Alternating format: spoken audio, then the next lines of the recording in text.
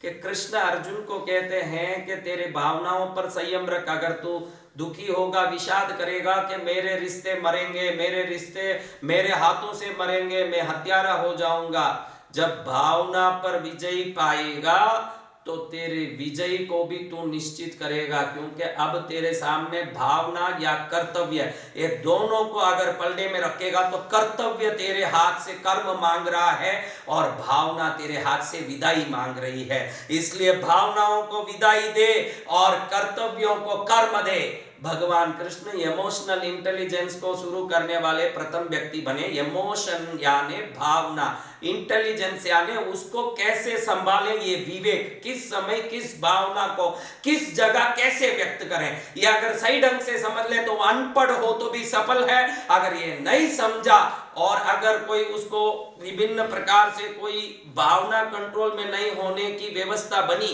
तो निश्चित वो कहीं ना कहीं दुनिया से नफरत कमाता है, द्वेष कमाता है, लोग उससे दूर होते हैं और फिर बाद में वो असफल होकर के दुखी होता है। आज कहीं भी जाओ आदमी लड़ाई को अपना अस्त्र मानता है, लेकिन अगर आप भावना को कंट्रोल में रखने वाले व्यक्तियों को देखोगे तो वो निश्चित सफल व्यक्तियों के श्रेणी में आएंगे। जिन लोगों ने भावना को कंट्रोल किया वो लोग सदा सफल व्यक्ति होते हैं। आज कंपनियों में देखोगे, बड़े बड़े कंपनी में इंटरव्यू का जो टेक्निक है वो बदल गया है। पहले जमाने में इंटरव्यू होता था तो आप क्या पढ़े हुए हो पहला सवाल होता, तो वो शुरू करता मैं 10वीं पढ़ा हूँ, फिर 12वीं किया, फिर ये बीए किया, फिर बीकॉम किया, फिर एमबीए किया। तो फिर पूछा जाता था उसमें कितना परसेंटेज लाए, इसमें 60, उसमें 70, इसमें 65, इसमें 75, ऐसे। फिर उसको पूछा जाता था स्पोर्ट्स में भी कुछ इंटरेस्ट लिया या नहीं, उसका कोई सर्टिफिकेट हो तो दिखाओ, तो वो दिखाता फुटबॉल में ये सर्टिफिकेट मिला, वॉलीबॉल में ये मेडल मिला। फिर उस सब को देख के हाँ ये आदमी होशियार है, ये समझदार है, इसको रखना चाहिए। 2000 तक ऐसे ही दुनिया को चलाया जाता था जब तक दुनिया में मल्टीनेशनल कंपनीज हर जगह जाके स्थान नहीं पाई। जब से ये बड़ी बड़ी कंपनियां आई, कॉल सेंटर के रूप में समझो या किसी भी बाने समझो, एक एक जगह पर 5-5 से 10-10 हजार लोग काम करने लगे, एक बड़ा सा भीड़ किसी के नीचे काम करने लगा। तब जब पहले भी बड़ा भीड़ था तो कभी बिलवाड़ा में एक विमल शूटिंग का एक रायमान के मिल का, कहीं कोई बड़े दो जो होते थे काम शुगर मिल का, के ऐसे मिलों में बड़े लोग काम करते थे। अधिकतर ऑफिस होते, ऑफिस में अलग अलग सेक्शन होते, उसमें काम करने वालों की होशियारी की मापदंड से उनको काम दिया जाता था।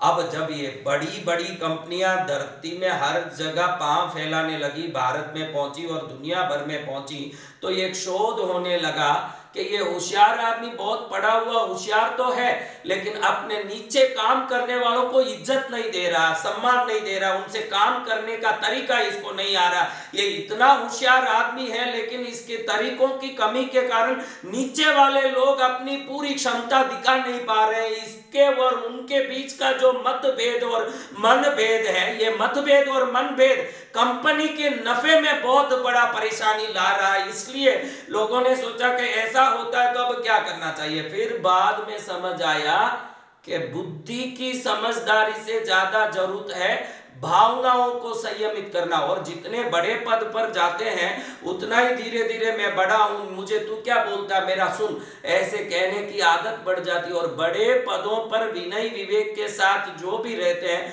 वो बहुत बड़ी भीड़ के नायक बनते पूरी दुनिया में देखे गए हैं। आज भी जितने भी राजनीति या धार्मिक क्षेत्रों में नायक बने हैं और बहुत बड़े भीड़ को अपना बनाए हैं, वो सब लोग भावनाओं को संयमित करके लोगों में अपनी सच्ची ज्ञान से या अपने लक्ष्य से जागरूक करने के कारण ही बड़े बने हैं। बाकी लोग कहीं पीछे रह के एकदम जीवन को असफल कर चुके हैं। इस समय याद आता है कि इमोशनल इंटेलिजेंस कितना इंपॉर्टेंट है, भावनाओं को संयमित करना। आजकल बच्चे ही माँ बाप के सामने 2 शब्द कह देते हैं, आप ज्यादा मत सुनाओ मैं सब जानता हूं, या आप बोलो मत मम्मी मैं सब जानता हूं, मैं सब जानता हूं, घड़ी घड़ी मत बोलो, बोरिंग होता है, ऐसे बच्चे बोलते हैं। क्योंकि उनको पता नहीं है कि मेरे माँ बाप जो बोल रहे हैं उसको प्रेम से सुन लूं तो कोई नुकसान नहीं है। जवाब दूं तो भी वो बोलेंगे, नहीं दूं तो भी बोलेंगे, तो प्रेम से ही सुन लूं तो फायदा है। यहाँ इमोशनल इंटेलिजेंस ज्यादा काम आता है। हर जगह आप देखेंगे कहीं ना कोई चीज कहीं गड़बड़ा रही है, तो वहां एक भीड़ का क्रोध या द्वेष या एक अकेले व्यक्ति का क्रोध या द्वेष उस घटना का कारण बनता है। उस जगह में अगर उसको बाद में पूछा जाता है कि तू यूं क्यों किया, वो कहता है कि भावना के आवेग में मैंने ये गलती कर दी, बहुत बड़ी गलती की। आज मैं कहीं जगह पर प्रवचन देने जाता हूं, अभी फिलहाल इंदौर में भी जेल में प्रवचन देने गया था, कहीं अपराधियों से मिला, तो उन लोगों की एक ही शब्द थी कि अगर वो एक क्षण का भावना का आवेग नहीं चढ़ता तो मैं ये हत्या नहीं करता, ये पाप नहीं करता। वो बाद में पछताते हैं। ये भावना पर कंट्रोल आ गया तो आप समझिएगा कि भावना का कंट्रोल आपके मन पर कंट्रोल करेगा, और जिसका मन कंट्रोल में रहेगा उसका शरीर एकदम स्वस्थ रहेगा, और जिसका मन और शरीर स्वस्थ है वो पूरा बलवान भी होगा, और उसका मन, शरीर और बल तीनों एक हो जाए वो पूरी दुनिया पर राज कर सकता है। अगर दुनिया पर राज करना है तो भावनाओं पर राज करना बहुत जरूरी है। जिसके भावना पर राज करने की शक्ति आ गई, भाई जो मुंह में आया बोल दिया, जो मन में हुआ वैसे हम सामने वाले को हड़कार दिया, इसी कारण कई रिश्ते बिगड़ रहे हैं, कई रिश्तों में परेशानियां, दुख आ रही है। और खास बात आज के युवाओं में मैं एक चीज देखता हूं, आज के युवाओं में भावना जो है मन में वही मुंह पर आ जाती है। पुराने जमाने के लोग सोच समझ के बात करते थे, सोच समझ के लोगों के साथ बर्ताव करते थे, समझ के साथ रिश्ते निभाते थे। कभी कभी घर में भी बात होती थी, जाने दीजिए वो कैसे हैं तो क्या, हमको तो रिश्ता रखना है। आजकल तो एक टुक जवाब आती है, क्या जरूरत है उसकी, हम देख लेंगे, ऐसे आदमी से मेरे को कोई संबंध नहीं रखना है, उसके मुंह पर सुना के आऊंगा मैं।